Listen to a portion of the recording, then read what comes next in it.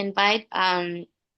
It's an honor to be able to provide these trainings and presentations to folks, and the fact that you all got want to get involved in this movement of awareness and education. That's great. My name's Jackie. I'm the Education and Community Outreach Advocate over at Monarch Services. And then here with us is also Gabi Honesto. She's one of our senior case managers with the Children and Youth Program.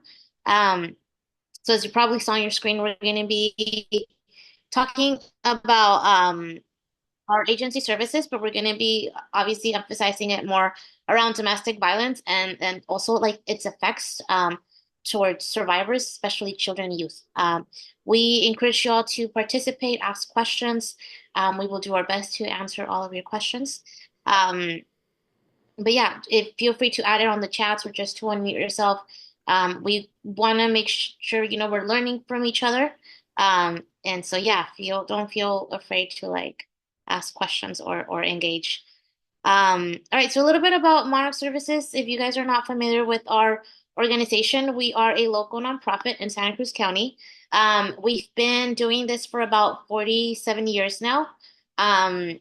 We started off as a small group of women who volunteered their time and their homes to support survivors of mainly domestic violence. And then that kind of grew into a nonprofit. Now we have two offices, one in Watsonville, one in Santa Cruz. And we also have a Mariposa House, which is our confidential shelter for those fleeing, whether it's domestic violence or maybe they need services with sexual assault and human trafficking. Our mission is lives free from violence and abuse. I like that mission statement because it's pretty straightforward. That is our mission. We always tell people we wish we didn't have a job, right? We wish violence didn't exist. And the way we would want to accomplish that is through education and empowering families and our community as a whole to kind of take action against, violence and abuse. All of our services, they're free, they're confidential, and they're available to everyone, regardless of their age, regardless of your gender, or any kind of background. You'll see towards the end, we'll talk a little bit more about our services. We have a 24-hour crisis and support line that's probably our best resource, whether it's for you as a survivor or as a support person, or maybe you know of someone who's going through some stuff and you're not sure how to reach out. You can always give us a call. It's 24/7, it's free, it's confidential, and it's available to anyone, whether you're in Santa Cruz County or, Monterey County, San Benito, even if you're from like a different state. We've gotten calls from all over the US, and even other countries. I feel like when a lot of the times when you Google domestic violence, human trafficking services hotlines, our information pops up. So if you call our crisis line, no matter for what, no matter from where, we're not going to turn you away. We'll connect you with the resources available. So that's probably the best resource that we can always kind of show, and if you ever need us, that's probably the best way to contact us, especially if it's like after hours or in the middle of the night. So I just wanted to give you all sorry, a bit of a background around our services. I don't know if you guys are familiar with our agency, but yeah, it's a little bit of who we are and what we do. Sorry, I've been speaking all day, so I'm just yeah. So some of our numbers, just so you have an idea of what violence looks like in our community. We're not the only domestic violence organization, but we are the only rape crisis center. So that kind of puts things into perspectives. So as of June of 2024, these is our data. We received over 1,300 calls. By now, it's much, much more. We've served more than 1,000 domestic violence clients, and I do want to say that for domestic violence, around 60% of those clients come from South County, so they come from Watsonville. So it's domestic violence is something that we see very heavily, especially in South County. And out of these, 60 of them, it's not stated here, but we've had now over 60 children under the age of 12 that got in services with us this far, or by June of 2024. We serve everyone, regardless of their background, regardless of their gender or age. We used to formerly be known as Defensa de Mujeres or Women's Crisis Support, and we changed, kind of rebranded, changed our name and everything a couple years ago because we've noticed that violence affects everyone. It affects the community as a whole. And so we wanted it to make sure we were being inclusive and that we were supporting all survivors from all backgrounds. Um, so that's kind of a little bit of our background and of who we are. So now jumping into the domestic violence topic. I kind of want to hear from all of you. What do you know about domestic violence? What do you think it is? What comes to mind? Feel free to add it on the chat, or you can unmute yourself and kind of share with us all here. I just kind of want to get you all thinking about domestic violence and kind of see what we already know, right? Or even what you think it is or what you've heard it is. I'll give you all maybe like if you want to pop it in the chat, that's totally fine as well. Hmm? John, yes. It's, I would think it would be violence within a household. Yeah, violence within the household. Yes, that's definitely domestic violence. It has to be within a domestic environment, right? Within a household. We have in the chats, it's verbal, physical altercations between partners or adult or a teen. Yeah, so it's there's domestic violence, it's like the general term, and then there's different types of violence, right? There's IPV, so it's intimate partner violence, where a lot of kind of what we're going to be talking about today is going to refer to intimate partner violence. But violence can come from anyone within the household, from any like age, or gender. Um, Let me see. Physical or emotional violence that affects others, in a negative way. Yes, physical and emotional are a type of domestic abuse. A cost to remove children from a home. Yeah. And then it can also be financial abuse. Yes. Okay, sounds like we all kind of have this ideas of what domestic violence is, right? And I'll share the definition in a bit, but it's definitely I liked how we all kind of give different answers because it's such a complex issue, right? It has so many terms and so many keys and factors and umbrellas that kind of apply into what is domestic violence. That's really hard to put it in a brief description of what it is. Um, Domestic violence, by definition, is the willful intimidation, physical assault, battery, or sexual assault, um, or other abusive behaviors in a systemic pattern in a form to use power and control. Um, so it can be towards your partner, right? It can be towards a sibling, towards a parent, towards a child that are within that same household. That is domestic violence. Intimate partner violence is abusive violence that's from one partner towards the other. People who are in a dating relationship, whether they're married or not, they're cohabitants. Like if they're in a intimate dating relationship, that can also be domestic violence. Um, and so the thing with this one, that with definition is that it has to be willful, right? Like you have to actively know what is it that you're doing, knowing that you intimidating your partner, making threats, making coercing someone or having that economic abuse, you know that with that you are creating a sort of a form of power dynamic in order to keep that person under control. And so what we have here on the side, that's what we call the power and control wheel. And these are all different types of violence. I know in the chat someone shared financial abuse. And yes, so economic abuse, it is a form of domestic violence. It's when you are either um, preventing someone from creating income, so preventing someone from working, not letting them go to work, or maybe they do work, but you control kind of like that income, you control the money, you control all of the finances at home. Um, so, or maybe you don't give them any form of information of where those finances go. You control the bank accounts. And so this is, a form of domestic violence. It's a type of violence. Another one that we see a lot is using children. So, for example, maybe telling your partner, like, well, if you leave me, I'm gonna take the children and you're never gonna see them again. If you report me to the police, I'm gonna do this to the child. Or it can also be telling the kids things about their parents. So maybe it's like it can be, the grandmother who's causing the abuse, and then they can maybe be saying rumors or spreading out like threads or things about the parents, and they might be sharing that with the child. And so the child's like, wait, like, I don't want to know all these things about my parents, right? So that's a form of uh, a type of domestic violence that's used to create that power and that control.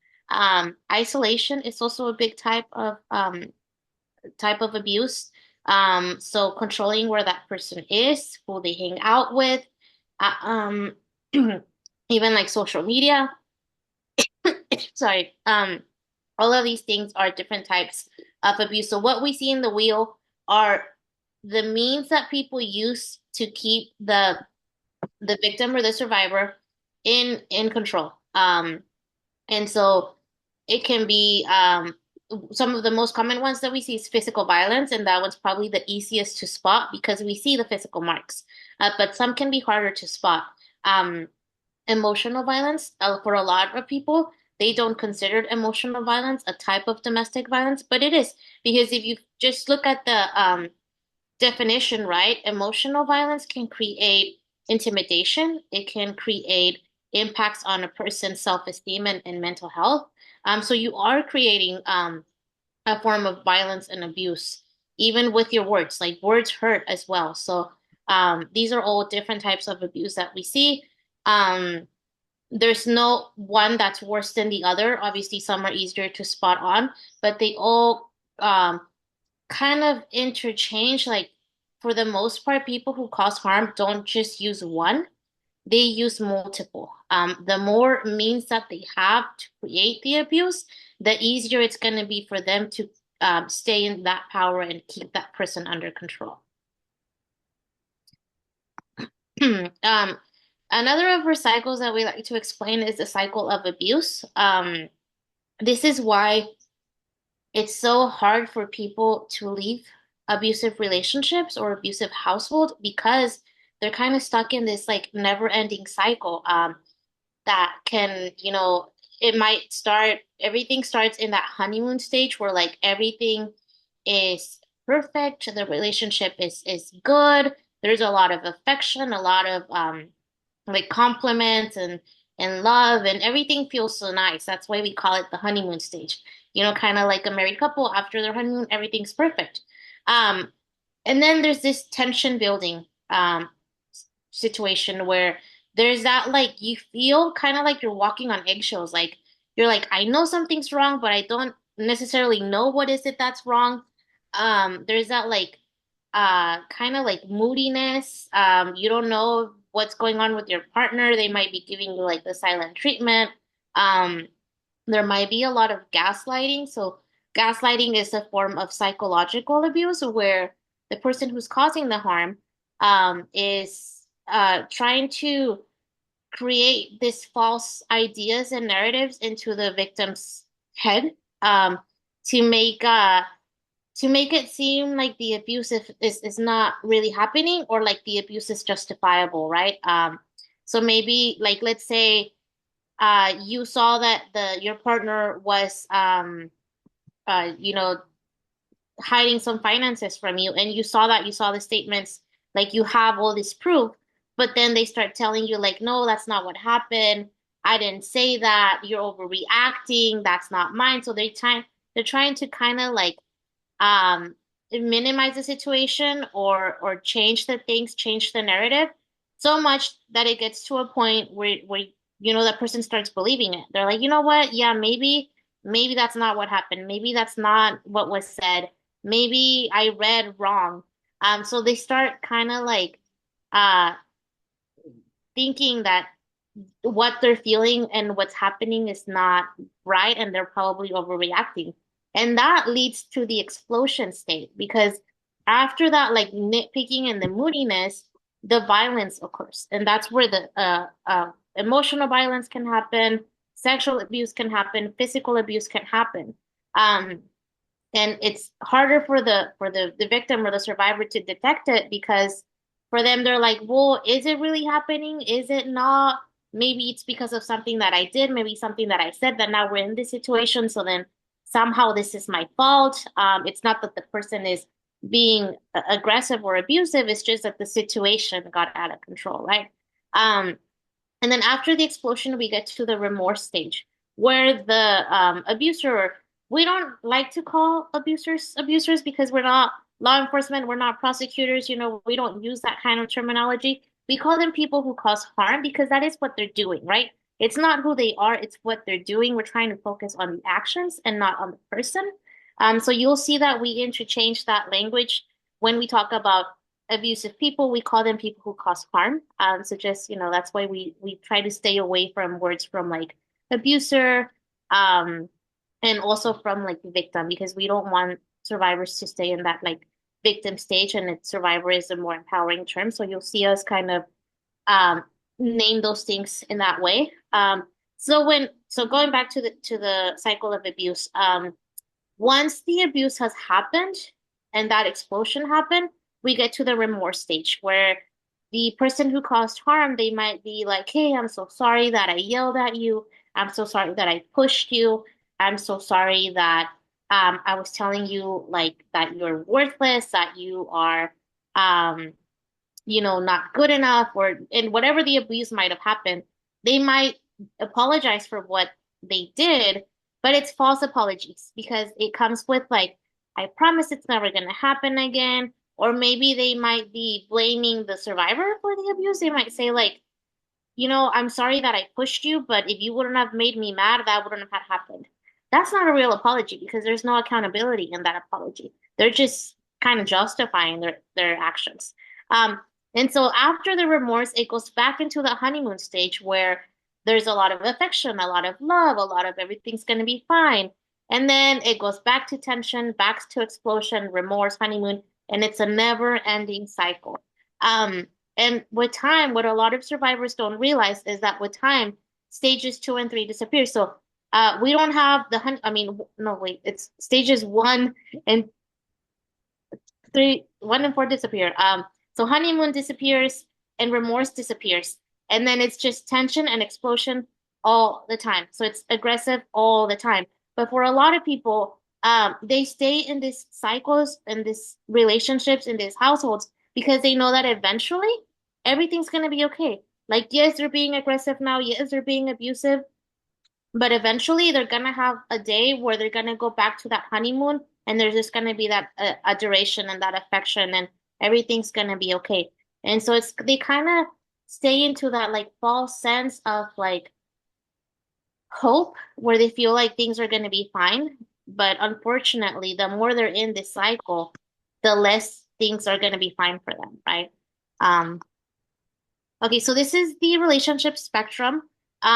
We always like to highlight this because there's no such thing as a perfect relationship, right? For those who have been in relationships, you know that it has its ups and downs. No relationship is perfect. We're not striving for that. But there is a thing that we all deserve, and that's we all deserve to be in a healthy relationship. Um, Relationships have its spectrums. It can jump from healthy to unhealthy to abusive. And we're all deserving of being in that healthy stage, right? And that comes with good communication. That comes with supporting each other, with making sure that you are trusting each other and that there's that mutual respect. Sorry, y'all asked if you can get a copy of this. Yes, yeah. I'll email it to Tatiana, and then if you can share it with them towards afterwards, yeah. Um, I'll be happy to share that with you. So there's that like healthy stage, right, where we want to stay. Sometimes things can get unhealthy, and that's okay. There's gonna be arguments. There's gonna be those trust issues. Sometimes it's gonna be hard to have those tough conversations. But the thing is that you want to stay on the healthy side as much as possible because once it turns into abusive, it's going to be really hard for the relationship to go back to healthy. Um, so the best way to keep it healthy is by making sure you have that like assertive, good, healthy communication, that there's that mutual respect, that there's that trust, and not so much trust in like your partner, but trusting yourself that if there's ever a situation where you have to make a decision over your relationship, that you trust that decision, right? You can't control what the other person does. You can't control who the other person talks to. You can't control how the other person engages or doesn't do. You can control how you react to those actions. And so that's what we try to communicate, especially when we're working with teens and we do the whole teen dating violence education with them. A lot for a lot of them, it's like, oh, well, trust no one, or I want to tell them who they can talk to, who they can follow on social media. And then we explain to them how that is controlling behaviors and that is unhealthy. And we tell them, like, that's not going to give you a healthy relationship. That's just going to give you a controlling relationship. You We want to learned some trust yourself. awesome You want too. to you want to respect yourself. Sorry, did someone wanted to share something? No? I think it was an accident, Jackie. Oh, okay. Yeah. Yeah, so relationships can change. Like I said, there's no such thing as a perfect relationship. We want to strive for a healthy relationship. Sometimes it's going to get unhealthy, but make sure you keep it in that healthy area. Once it turns abusive, it's going to be really hard to go back. Once um the manipulation starts happening, the physical violence starts happening, once you start disrespecting each other with insulting comments or being degrading towards each other, it's going to be really hard to go back to that healthy relationship. Okay, so another question for you all. Why don't people leave? I feel like this is a big question that a lot of the times we ask, like, well, why do they stay in these relationships? Why don't they leave? Why? Why do you all think?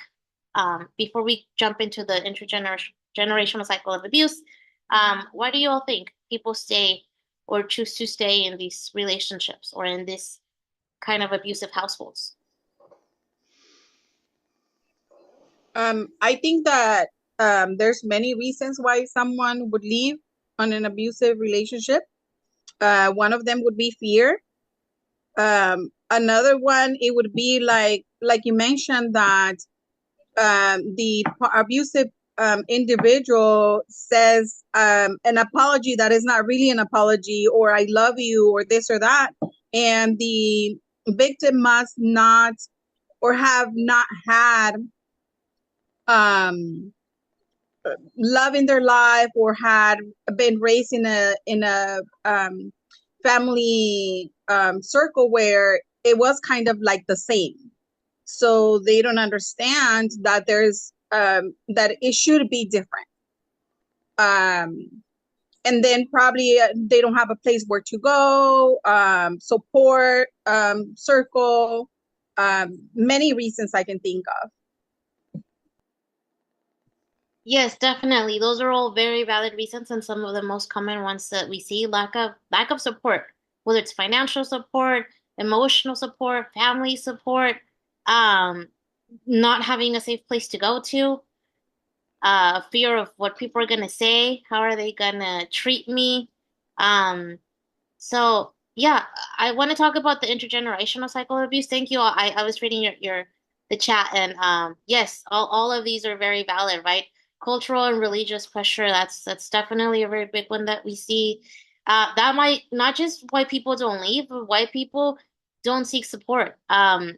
Why people feel like this is just the way it is. And a lot of the times with domestic violence, it all starts since we're even in a relationship. It all starts for like when we're kids. For a lot of people who have been stuck in these cycles, they have been stuck in intergenerational cycles of abuse. Um, and it all starts when, you witness the abuse as a child. Maybe you saw it with your parents, maybe you saw it with your grandparents, or maybe everyone in your household was abusive. Um, and that creates some behavioral effects that we're going to be talking shortly about. And then you get to your teenage years, maybe you start dating, maybe you start creating relationships with friends, um, classmates, and so you start mimicking those behaviors because that's kind of the way you grew up. You grew up thinking that yelling at people is fine, that being extremely jealous is fine, that being, controlling is okay. And then you become an adult, maybe you become a parent, now you have your children of your own. And if you don't put an end to these cycles, you're just gonna pass these behaviors from generation to generation to generation. I know I violence is very rooted in my family.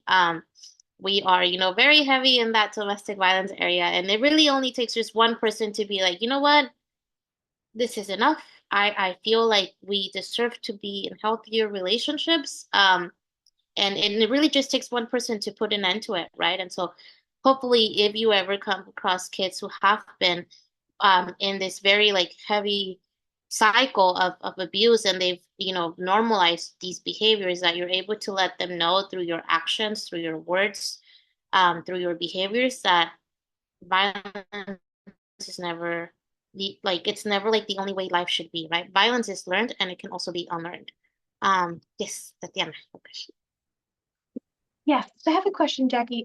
I've heard about a number before. It's this crazy number about how long it takes a person to leave a domestic violence situation. Do you more or less have statistics on that? Yeah. So on average it takes a person 7 times to finally leave an abusive relationship or an abusive situation. For some people is 1 time, for some people is a seven, but on average that's around seven. Um, for a lot of people, they don't get to that 7 time, right? We've also had a couple of homicides in the past couple of years where it's been too late for them. And so it's not as easy to just tell someone, you should just leave. You should just leave them. I don't know why you're there.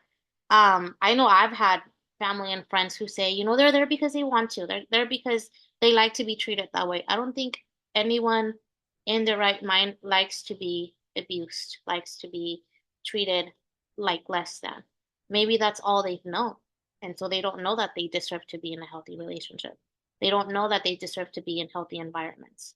And so it's really important that we don't judge their decision for staying, that we don't force them to leave if they're not ready, but that we understand where they're coming from and that we offer them that support that, that's genuine, that's has empathy, and that just comes through a point of like love and education more than like judgment.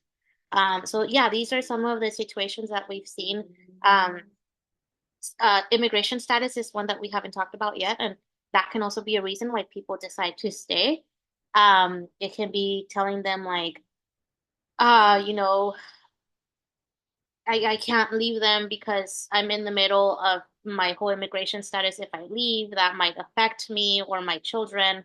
Or maybe they are, you know, being threatened because of that, and that's why they don't leave. A lot of the times because of love, and I know somebody kind of put that in the chat.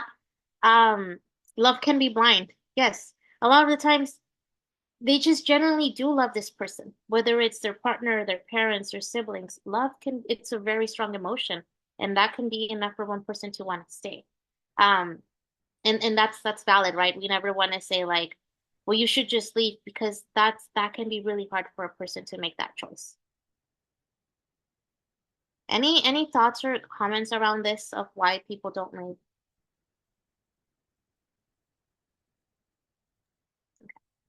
Um, Um, oh, oh, sorry, yes. yes, in regards to trauma bonding, can you explain a little bit about what that is? Yeah, trauma bonding is this it, it's a form of abuse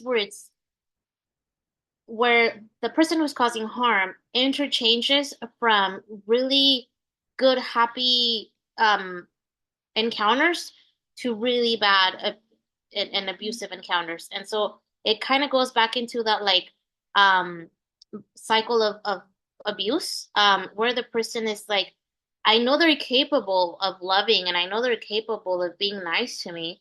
Sometimes they're a little mean, sometimes they're a little abusive, but I know that they're gonna be good, okay, and they're gonna be fine and they love me so much. And that creates such a big bond. Um, because of the trauma that is making the survivor, the victim is going through.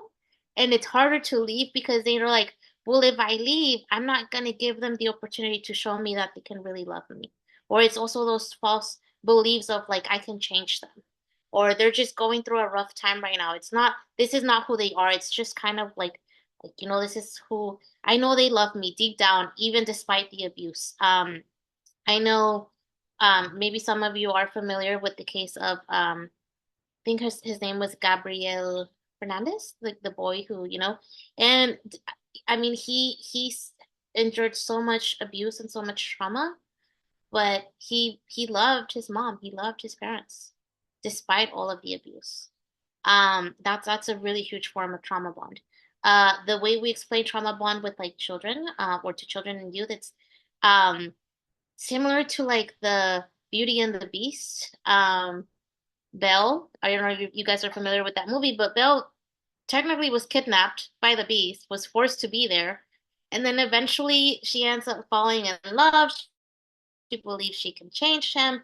And so it creates that like dynamic, right? Of all that. So that's kind of trauma bond. It's creating this bond with the person who's creating the trauma, who's creating the abuse, because of the belief that you know that they love you and that they can change how you feel, or that you feel like you can change them. All right, so now let's talk about why do people cause harm? Because I feel like when we ask the questions, well, why don't they leave? We really put this emphasis on like that the survivor needs to find the solution to the problem, when the problem is in the person who's causing harm. So why not put the solution on them as well? So why do people cause harm? Why do you guys think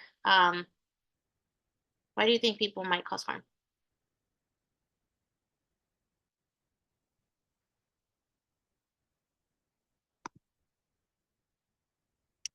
Learned behavior, low self-esteem, yes.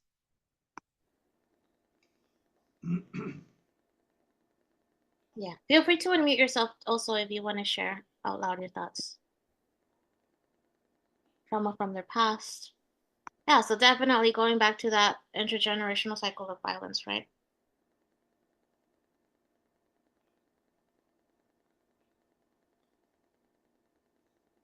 Okay. Yeah, so definitely learned behavior. Substance abuse is a big one. And this is by in no ways trying to justify their actions, right? These is just some of the reasons why they've created that why they've caused harm. The need for power and control. So that kind of goes hand in hand with that insecurity and low self-esteem. A lot of the times they might feel threatened or intimidated by their partners or their family's independence. And so they might need like they need to keep them in control. And in order to keep that control, they use all the power that they have to keep them under control. So that need for power and control is a really big reason. And it's so weird to justify. It's not justifying the violence, but how are you gonna explain to someone like, yes, I'm being mean to you, yes, I'm causing harm because of my own insecurities, right? Learned behavior, obviously the intergenerational cycle of violence is a huge one. But the thing is that violence is definitely learned, but it can also be unlearned. And it's going to take you the same effort that it did to learn it than to unlearn it. But you have to have the willingness to want to change. You have to want to change in the first place. So you can't just say, well, that's how it was in my house, that's how I grew up in, and that's just how it's going to be, because we can all change, we can all be better, we can all do better. Cultural and societal norms. I know I'm Mexican, so in my household, in my culture, machismo is a really strong, cultural norm that we have there. And so sometimes, men feel like because they're men, they always have to enforce this like power and be in control of their partners. And I know that's kind of a big thing from like how I grew up, and in a lot of cultures, that's how it is. But just because we've seen something so much and we've kind of normalized behaviors, just because we've normalized it, that doesn't make it okay. So there's a difference on that as well. Lack of accountability. This is a really big one. Sometimes people think that because they can get away with the abuse, that makes it okay. Whether they see it in the media, they see it in other people that they get away with it. I mean, and this is, I don't want to get all political on you, but we've seen people in power who have gotten away with really bad things. And so that's, what message are you sending to the rest of the people? Like, hey, you can get away with being abusive. You can get away with doing harm in your community. And you can, become someone with a lot of power because of that. So lack of accountability is a really big reason why people cause harm, because they can get away with it. And that's true. Even when people report domestic violence, a lot of the times nothing really happens. They might just end up in court, take some classes here and there, and then everything's fine. So I think like systemically, we do need to create more changes to make sure that people learn how to take accountability for their own actions. And then mental health issues, of course, there's some situations where, maybe there's anger management, there's substance abuse, that might lead to for people to have certain behaviors and to not, control their emotions well. And this is in no way trying to justify their actions. Violence is never going to be justifiable, but it's important that we understand where people are coming from so that we can really put an end to it. So when we know it's maybe mental health issues, like how can we support them? How can we support people who have substance abuse problems and make sure that they feel supported so that they don't end up hurting other people because they're hurting? If it's cultural and societal norms, how can we change that? How can we challenge those norms to make sure that we put an end to violence? So it's important that we talk about why people cause harm, because that is really how we can prevent the violence from happening in the first place, other than like doing more of that uh, intervention services from the abuse once the abuse has happened already. Any questions? Jackie? Yeah, I have a question, Jackie. So about that, do you have anything that you can share with us about successful rehabilitation rates for people that do cause harm? Yeah, we honestly our data on this are on like with Monarch Services. We started a program that's called Positive Solutions, and it's similar to the batterers intervention program that's offered in the courts. But here you don't have to be court mandated. If right now we're offering it for men, as we gather more funding and more budgets for that. And it's free classes once a week where they learn how to uh, learn from other men who have been abusive and who are learning how to cope with their anger, and they learn about different strategies and all of that. In our community, we've had around 4 successful cases that they've completed the trainings, and they feel like they've learned more, and it's really I'm sorry, challenging to even get them to these classes. Even getting the funding for it, it was really hard for us as an agency because the people who were funding a lot of our programs were like, we want you to help survivors. We don't want you to help people who are causing harm. So we actually lost some funding because of this program, but we were like, this is how we help survivors by preventing the violence from happening in the first place. So there's a lot of challenging things that we have to go through in order to put these kind of programs together. We've had like I said, I think we're close with 5 guys who have completed all the coursework. They um, 2 of them were court mandated. Other 3 were self-referred. And they've been putting in the work. They've been working on that, and you can really see the change in their behaviors and that recognizing that, yes, I am abusive.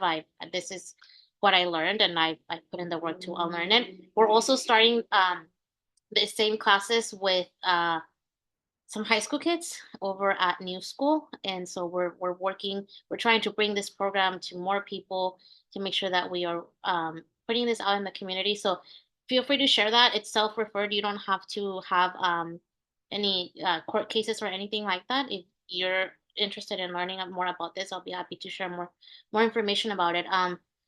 But yeah, it's really challenging even to put it out there for society that people can change, that the behaviors that we learn, we can unlearn it. And so I feel like the success is there, but it's very slow. It's really hard to create a change in a person and even more in a society. But I hope that with the years, I feel like this program has only been in effect fully for about 2 years. So 2 years, 5 people. We wish it was more.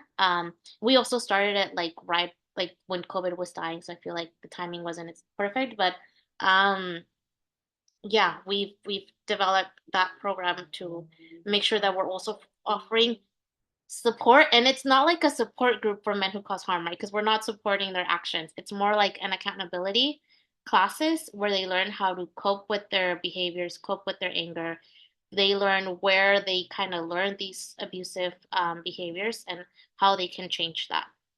Um, and so it's an open self-refer. They can jump in at any time, and we have it in English and Spanish as well. So if you ever do come across parents or people in your community who are interested or you feel like they can benefit from this, um, our classes, our groups are free, so they can always join. But hopefully, as we get more data, I can be able to answer that question even more because right now it's very fresh. And just by seeing how challenging it was to even get it started, it's going to be challenging to create these changes in our community. Thank you. I have a quick question. Yeah. So you mentioned that these classes are for men only Mm. at Yes. your program? Yeah. Right now, yes. We're trying to secure more funding to start it getting running for all genders or creating maybe one for women or female identifying people. Um, but it was really hard to get it started for men. Hopefully for women it'll be a little bit more easier. Um, but yeah, right now we have, I believe, Mondays is for English speaking, and then Wednesdays is for Spanish speakers. And the Spanish one, we have it in our Watsonville office, with the option of doing it on Zoom, and then the English is completely remote. So yeah, if you want more information, I'll put in towards the end, I'll put in the information for Positive Solutions program info. And it's completely free. If you're just interested in learning more, you can join. Do you think that your program or if is there any other program in the county where let's just say a person who is not an abuser but has a partner that sees signs due to causing conflict all the time and screaming and yelling and pushing and stuff like that, but not necessarily getting to the extent of physically abusing someone, but I guess it's just like can't control their anger. Would these be classes or just the anger management classes offered in the area Yeah, to benefit them? the county offers the batteries intervention classes, but they can be really pricey. And that's like also the anger management classes. I want to kind of remind you, like, abuse can come in many forms, right? We don't have to wait for it to get physical to be abusive.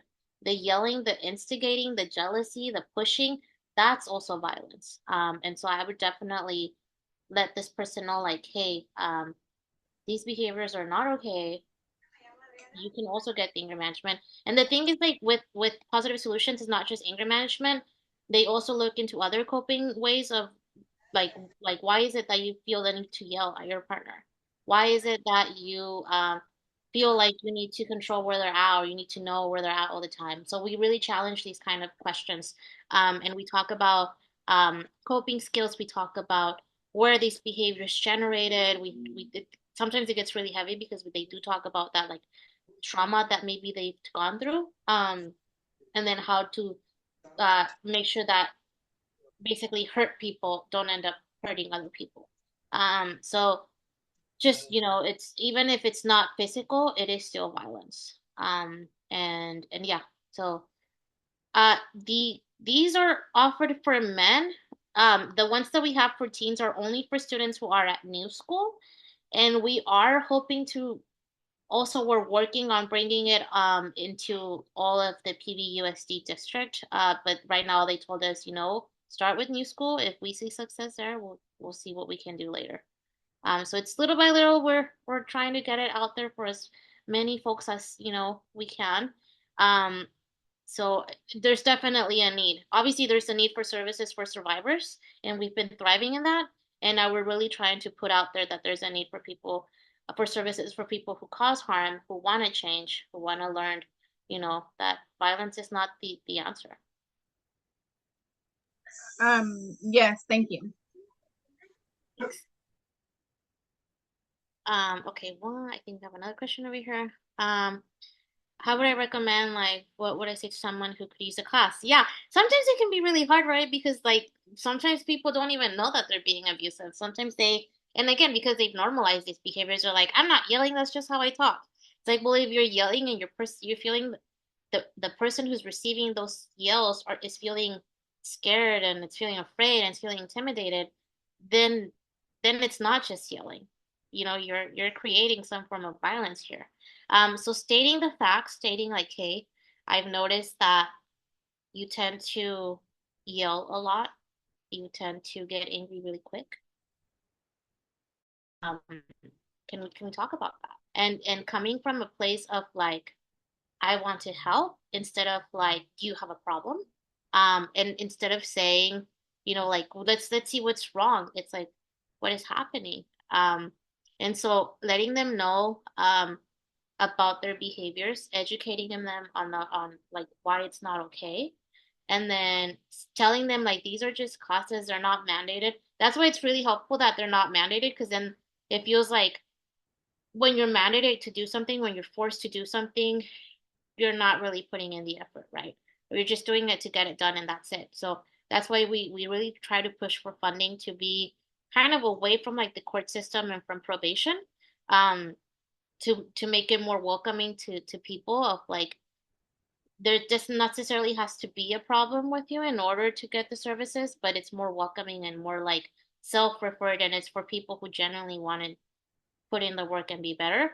So I think just bringing up the conversation of like I've noticed that you've been having these situations. Is there something that's been happening? Do you feel like maybe it's something that you're gonna need support with? And then mentioning these classes around like, hey, there's this group where right now, you know, it's for men and they meet once a week and they talk about how they act and where this behaviors came from. And you know, it's not anger management class. It's really important that you state that because a lot of times they get defensive. But it's more like classes where you can learn how to challenge these behaviors. Um, it's for Santa Cruz County residents. The ones in English are on Zoom, so you can join from anywhere. It's in the evenings. I'll share the information in a little bit. Maybe while Gabby does her part of the presentations, or towards the end, I'll make sure I add that information there. And then the ones in Spanish, they're in our Watsonville office on Wednesdays from 6 to 7, I believe. So they're in the evenings. Um, but yeah, I'll link that information for positive solutions programs because it's definitely something that needs, you know, uh, people who cause harm also need the help and the support. And it's like, how can we change something if we're not even supporting them to make those changes? So it's not a support group, it's a support system for people who want to be better and change their abusive behaviors and patterns of behaviors. But yeah, I'll share that in a bit. But any questions? We're gonna move into talking about some of the effects that domestic violence causes in survivors. But we really did wanted to point out, right, like the basics of what is domestic violence, the cycle of abuse, why people stay, and why people cause harm. Because in order to understand the impacts of domestic violence, we kind of need to know what it is and how it works. Um, Violence affects everyone in our community. That's why we, you know, changed our name from Defensa de Mujeres to Monarch Services because we noticed that violence affects everyone. Obviously, historically speaking, women do tend to be more victimized by domestic violence compared to other genders, but it really affects everyone. Um, a lot of the times, what we see with survivors is that they carry a lot of shame and guilt when it comes to the abuse. They might be saying like maybe I did something, maybe I said something, and that's why they are now doing this to me. And so when it comes to reaching out for help, they might feel like, well, how can I reach out for help if it was my fault that the abuse happened in the first place? And the abuse is never going to be the victim or the survivor's fault, right? It's going to be the person who caused the harm. Because it's like what we tell people, like they can be mad, they can be angry, they can have all these big feelings, they can be upset, that's totally valid. You have the right to have those feelings. It's how you react to those feelings what's not okay, and that's what matters, right? Just because you're mad, that doesn't give you the right to go slap people. I believe we've all been really, really mad to the point where we just want to, hit a wall, but we don't do it because we know that's gonna hurt us, or it's gonna hurt our hands, right? So it's the same thing. Like, you can be mad, you can be angry, you can have all these big feelings, but that doesn't give you the right to act it out on other people or other things. Um, Something that we started doing in our agency a couple of years ago is that we started tracking ACEs scores. So um, we track all this data to see how, obviously, are you all familiar with ACEs? It's the adverse childhood experiences. Yeah. So we started tracking this with our survivors, because a lot of the times, before they even go into our services seeking support, they might go to their medical doctors. They might feel like, I've just been feeling really stressed. I've been feeling, physical effects of like headaches, illnesses. And so we kind of associate that with how, when you're in high stages of trauma, these can create all of these like physical symptoms on you as well.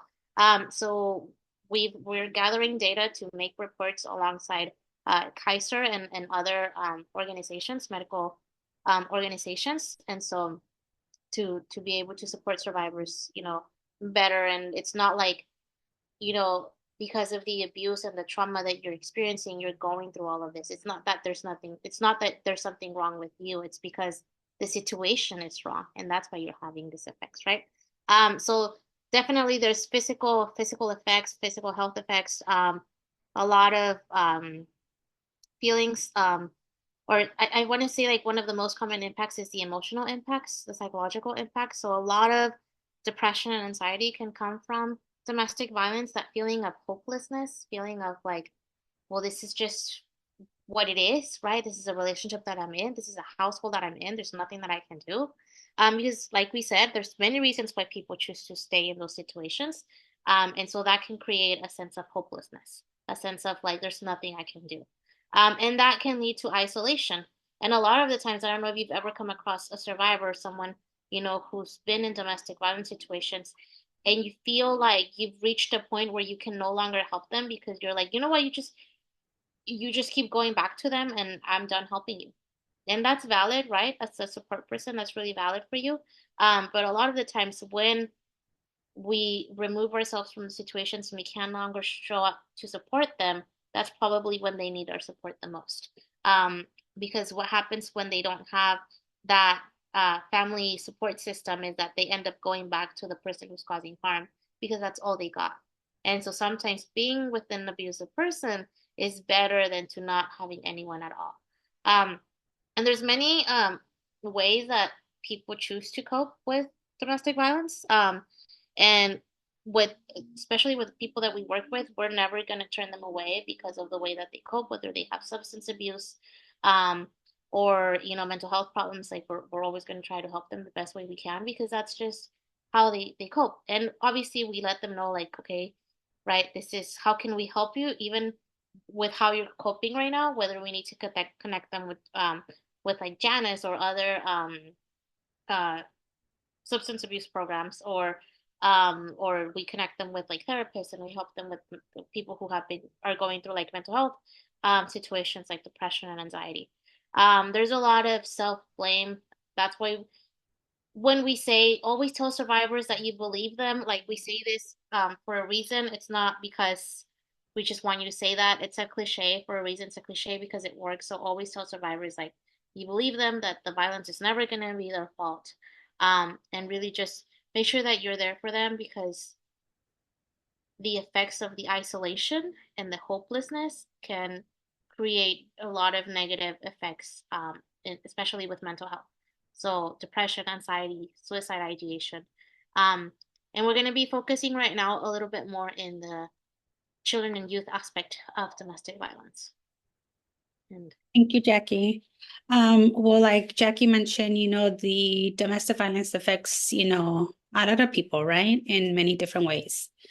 Yeah, I want to say like 70% of our domestic violence survivors that have witnessed DV at home may not be, the primary victims.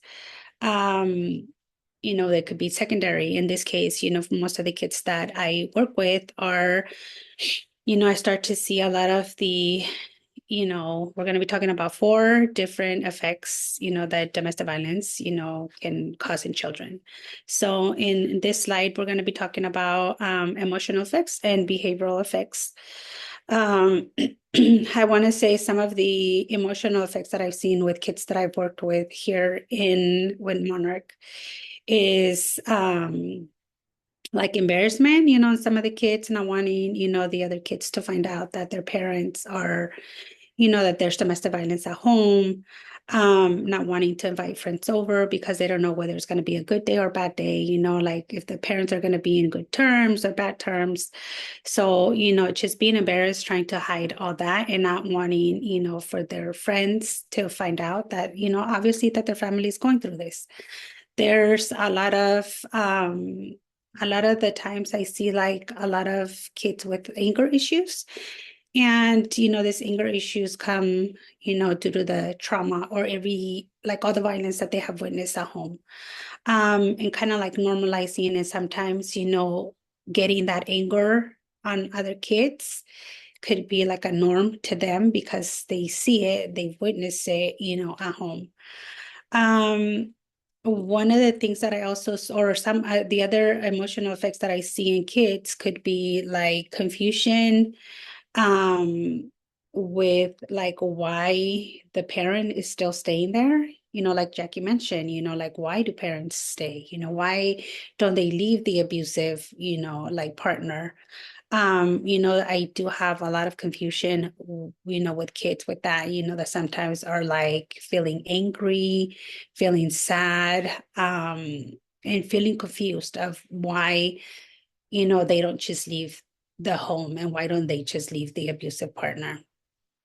Some of the behavior effects that also I have seen with, working with kids is, acting as the parent substitute. So I do have, 2 siblings that I'm working with right now. One being 5, the other one being 4. So seeing the abuse at home, the screaming. Sometimes, the kids don't witness, any of this stuff, but if they're in the room and they're listening, they're already imagining like what's happening or what's going on. So I do see, like with this family, with these 2 siblings, it's like the older sibling, like taking the younger sister, to the room. They're in the room, she turns on the TV or tries to like, put the volume up so that obviously they're not listening to the parents sound. And kids are very smart. Sometimes you might think the kids are sleeping. When you guys are in the other room, you could be arguing or fighting or whatnot. In reality, the kids sometimes are not sleeping and they're listening and they're hearing everything that's going on. Because kids are smart. I see a lot of acting out too, like in kids, and it's a way of, I want to say, when kids act out, it's due to, part of that trauma too, just witnessing all that. A lot of like confusion, confusion within the kids, like, why they're still, in that, why there's all this domestic violence, happening at home. So when I see these kids, a lot of the times we try to, we make a safe space for kids to come in and we really talk about, their emotions. I think that's the most important thing, being able to talk about, how they feel, talk about, what comes up for them, when they hear or see, like, arguments or fighting within their home. And we try to safety plan also, like we always try to talk with kids about like, don't ever intervene, don't ever get in the middle of the argument or fighting, because if they do, a lot of the times they end up getting hurt and we don't want that. So we always try to, safety plan with kids, if your parents are ever arguing or fighting, don't intervene, don't get in the middle, instead, like to the room, keep yourself safe. If you have your sibling, in this case, the older sibling always tries to protect the younger sibling. I also feel like, with the effects on children, I feel like there's a lot of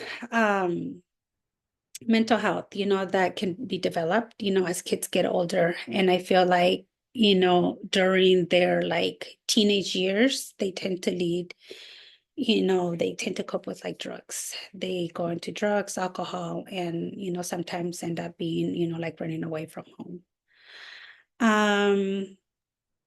So, Gabby, there was a question in the chat, and someone asked, do you see increased drug use among youth who witness domestic violence? So it sounds like that is the case. Maybe there is an increase of drug use in youth who witness DV.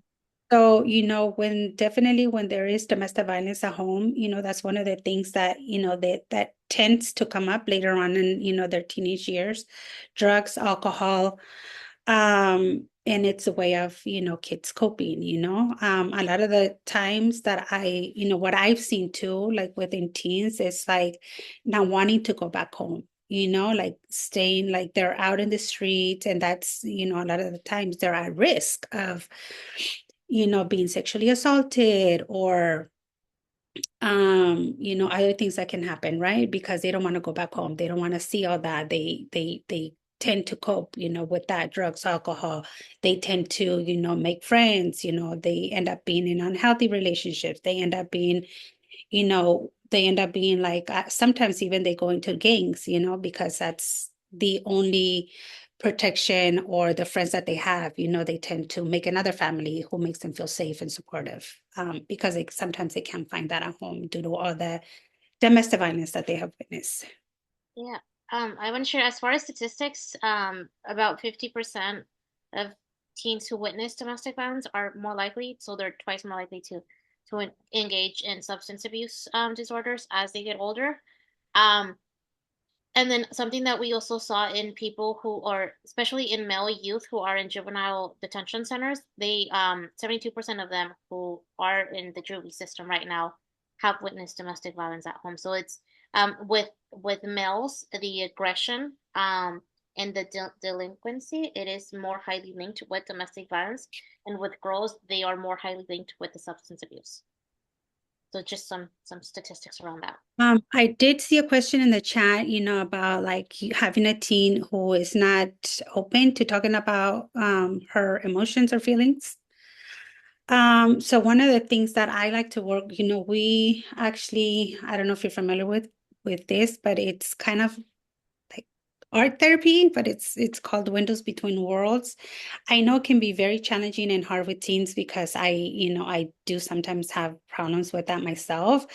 But the way I work around it, it's like I try to put myself in their shoes, right? Try to like see, like what they've been through, I try to put myself in their shoes. I put some examples of my own personal life experience, to kind of like make them feel comfortable, to talk about, things that they have, like, that they're dealing with.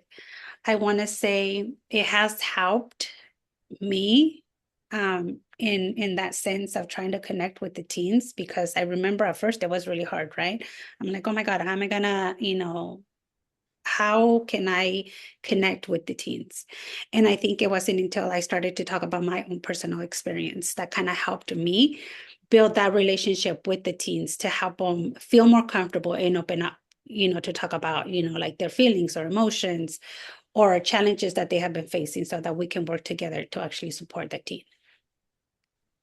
Thank you, Gabby. And to add to that, because it was very CASA centered, I think maybe it's also appropriate that we add a little bit. Yeah. In those situations, I would imagine youth are very guarded and very protective about themselves and their family members, because despite that they are being affected by the abuse, like Jackie mentioned earlier, they really love their parents. And Mm-hmm. so in those situations, they fear sharing too much to the wrong people, in fear of someone's going to tell my parents, or I might reveal information that I shouldn't reveal.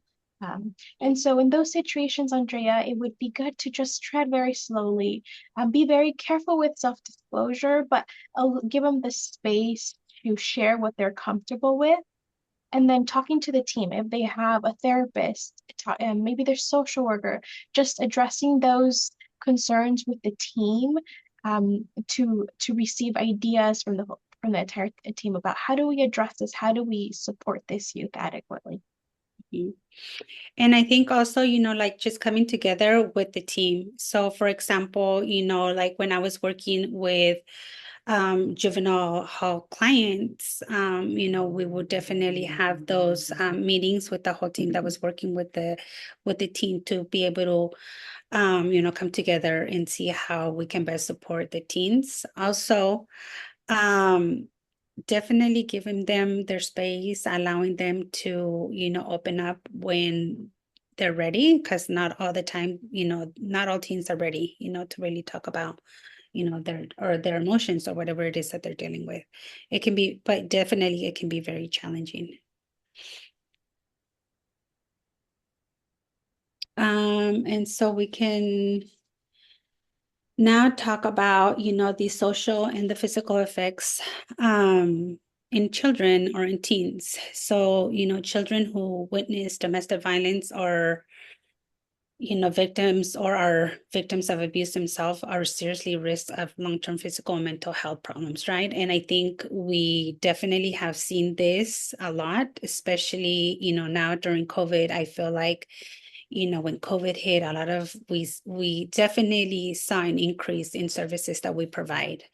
And it's due to, like the mental health and the issues, that all the domestic violence that continued to happen, in the home, and the kids were exposed or witnessing a lot of it. And, it brought up, a lot of like issues for our kids, not being able to leave the house, having to sit there and watch and listen and fight and argue and all that.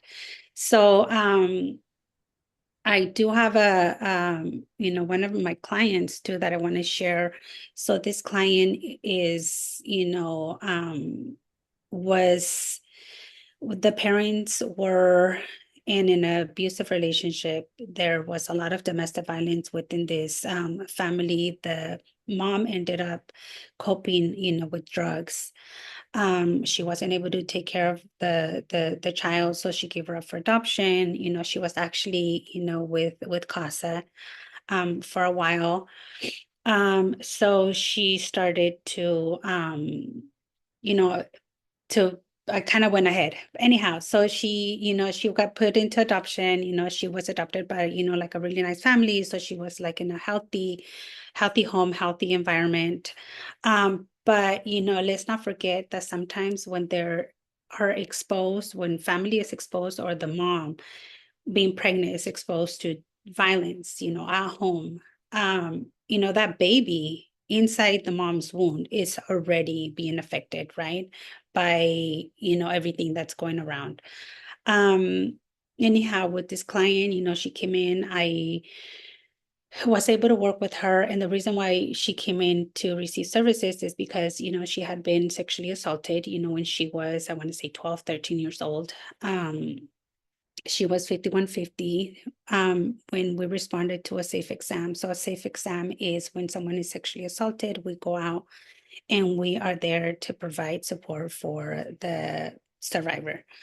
There's, like a whole like forensic exam that happens at the hospital. To make the story short, this client, I was kind of a bit confused why she was 5150, because, she had just been victim of sexual assault. But anyhow, this client, had a lot of like mental health issues. So she would fight, argue with the parents, but she has never seen the domestic violence within this new home, with the adopted parents. So I think the traumatic impact in this child was, like just, what she received while she was in the mother's womb. So, you know, what we did with this client, I started working with her. We started working with like coping skills because she picked up drugs, alcohol. She was self-harming as well. So that's the reason why she was 5152, because she tried to hurt one of the officers when, you know, she was taken to the hospital. Eventually, you know, later on, she was in and out of the system. You know, her family couldn't handle her because she was just too much. You know, she was with you guys at CASA for a while. And she would just continually run away. So, you know, like all these mental health issues, when kids are, you know, witness of domestic violence, sometimes these issues don't come up right away. It's not until later time in their life. And that's what happened with this teen. And you know, these are like some of the red flags or physical or social effects that you can start to see, you know, in children and teens. Due to the domestic violence. So there's like poor anger management, problem solving. I think with this client that I was working with, she had a lot of that, you know, but it wasn't because she had like poor problem solving or anger management. It's just, you know, the way she needed to protect herself. So she definitely had to learn to like be on her own, you know, she had to protect herself. She always had that shield, you know. Um, so you might think that, you know, domestic violence doesn't really affect, it definitely affects in many different ways, you know, in kids for sure. And as we can see it, you know, there's a lot of social and physical effects. I think one of the biggest one that I see with teens and kids is definitely you know, when there's domestic violence, the situation tends to pass on. You know, like if your parents, you know, went through it, the chances of you or the child or teen, you know, going through the same thing are more likely or 10 times more likely, you know, to happen. You know, a lot of the times, you know, they go through like a lot of, you know, health issues. You know, they have a lot of health issues, you know, headache, stomach pain. You know, they tend to be tired. And just, you know, they what do you say? How do you pronounce this? They have a lot of, you know, they tend to have a lot of mental health issues like PTSD, anxiety, like depression. And that's when they start to do, you know, they start to lean towards like alcohol and drugs to kind of cope with all that. I don't know if you want to add anything, Jackie. Yeah, no, I just remember when you were saying about like the physical effects, and like being tired. I remember, when I was a volunteer at Monarch, we used to run support groups for kids, and there was this one kid in particular who like all he wanted to do was take a nap. And we were like, that's okay, you know, it feels safe for you to take a nap here. Because there was a lot of violence happening at home. And so, something that we always, we do a lot of services like at schools, and we do groups, and we always say it's a Q-tip, right? Quit taking it personally. Sometimes it's hard when you're working with children and youth, and they're going through all these, um, like aggression and behaviors, and they're not recepting to like your services or to the interactions, and sometimes it can hurt us as well, right? Because we're trying to help, but it has nothing to do with us. A lot of times they're just having a hard time processing through what they're going through. So, um if you are working with someone, or a kid or a teenager who's kind of going through all of these, don't take it personally. Don't try to feel like, you know, like you have to fix it. There's You give them that time to process it and create that safe space, be that like positive role model, like that they can go to when needed, and like that you can be there, and you're kind of mimicking what a healthy grown up looks like, so that they can feel safe with you. And then hopefully, as we kind of mimic that, they can kind of say more, and do more around you and feel more trustworthy. But yeah, I remember like if they need to sleep and they feel safe sleeping there, like let them take a nap.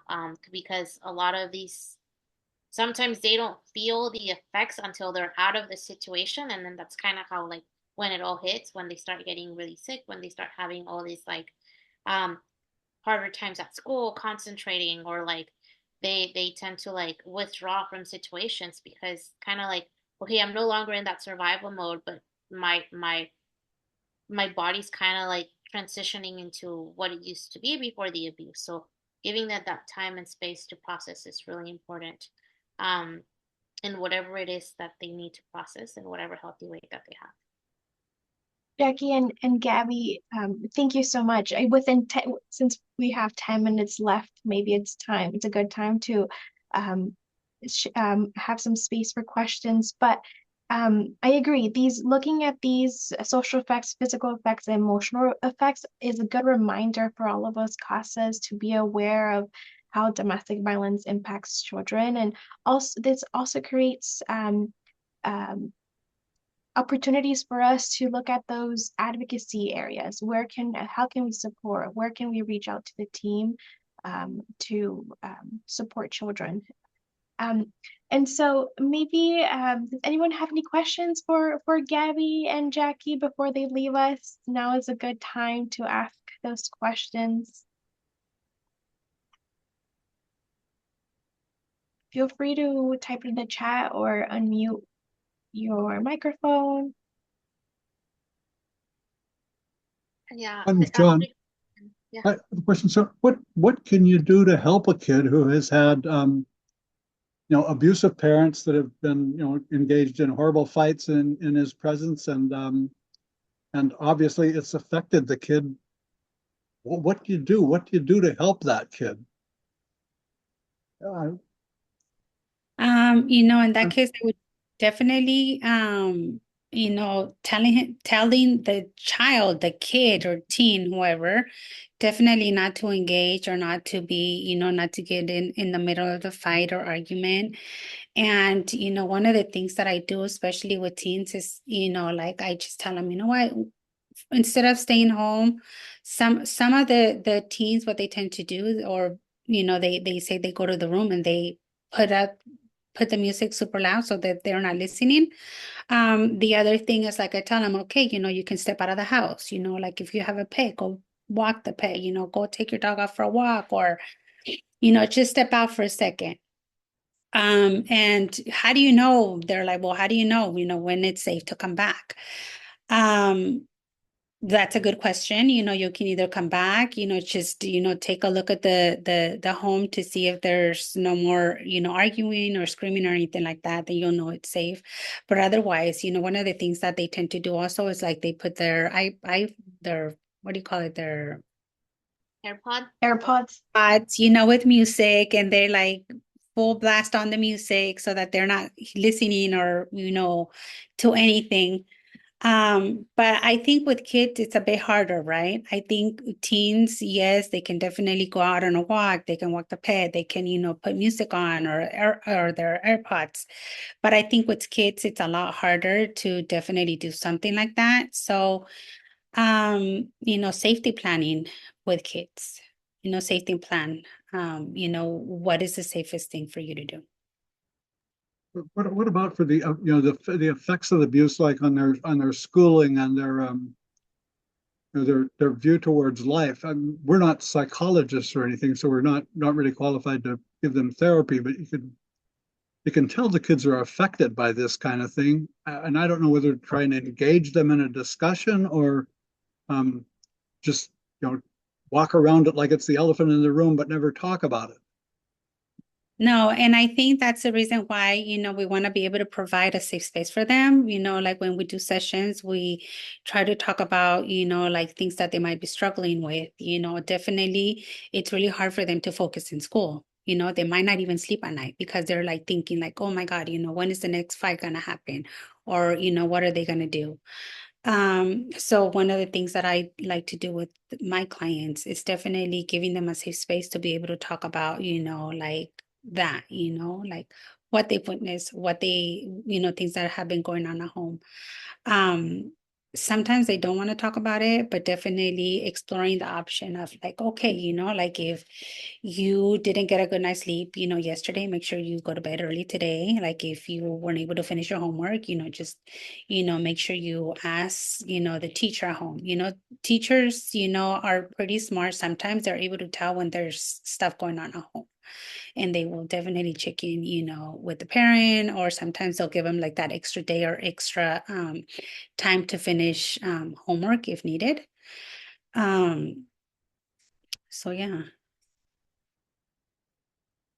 Is Yeah. there Thank you. I think a good reminder with all survivors, it's that providing options, not opinions. So identifying kind of like the need and providing that option and helping them feel empowered to make those decisions, whether okay, so maybe they don't want to talk about the abuse or the violence happening at home, but maybe they want to talk about how um there's maybe like this class where they just don't like it, and be like, oh, what is it that you don't like? Maybe there might have been a trigger, or maybe there is a particular kid in that class who's maybe bullying. There might be like other factors, and so kind of not narrowing it to like other problems, and then once they see that they can build that trust and talk to you about the little things, they're going to start opening more. So providing, definitely, like Abby said, that space, giving them those options, and trying to um, don't really show them the your own biases and your own opinions. Oh. And then we have Andrea, who commented, "Thank you for all the info so that I'm more aware of these effects that may be underlying. I feel more aware even if there might not be too much to do or say. The awareness is so important. So I appreciate you sharing with us today. And I'm so glad I learned about your program. It's available, and I would be able to recommend one day if you with that,